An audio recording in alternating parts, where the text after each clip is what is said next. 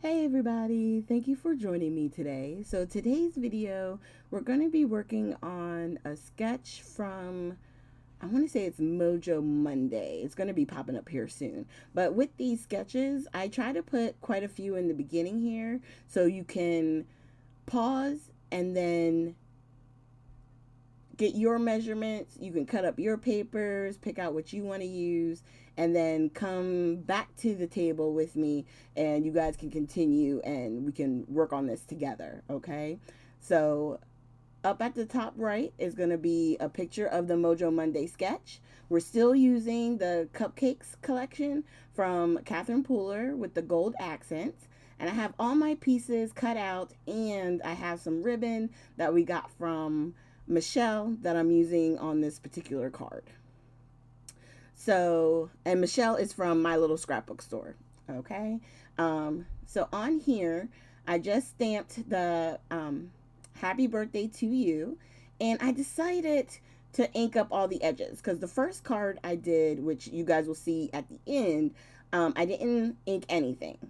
Okay. I always like to show you guys little variations just to give you ideas of what to do or what you can do, that you're not limited to just one thing, right? So on this circle, they have, it looks like almost a scalloped edge on the back. I don't have a scalloped edge um, for the size that I was trying to do. So I just made it a different color, right? So it kind of stands out that way. And then all the layers, I ink all the edges. So that way they're all got the black soot distress ink all around the edge. And now we're going to put it together. So on this particular one, I'm going to put this, I don't think this isn't the mirrored one. I think this is more the brushed. Let me see here. It's hard to explain. It has a little bit of texture to it. It's not the first one that we used on last week's card, but it's not like super shiny. You know, the mirrored is very reflective, and you can see yourself in the image. Now, because we're using the ribbon, I'm actually going to build this cluster together off the card base. And I'm going to start by putting the ribbon behind, laying out where I want the cards or the other layers to go. So I kind of know where to glue it down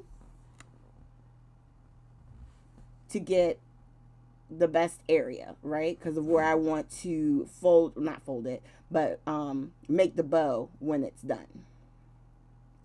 So I'm trying to make sure I have plenty of length on the left side. And then we're going to go ahead and actually glue this straight to the card. I made a little mess.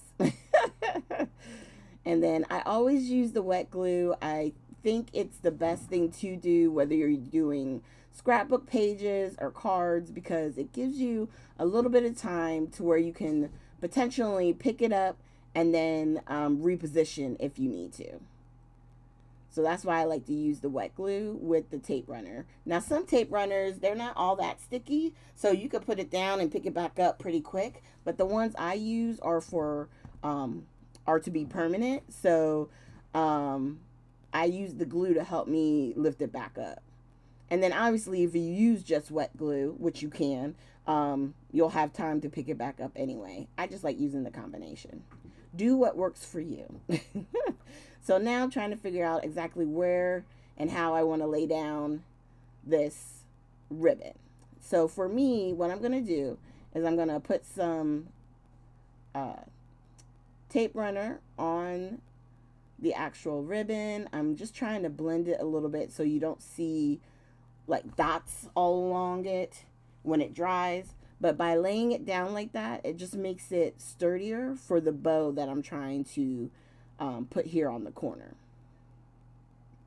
And mine is a little bit further over than what's on um, the sketch itself. Theirs is probably a little bit more on the white section, but it's okay. It's there. It's represented. And I liked my placement better for how I was uh, really making the bow and how I attached it.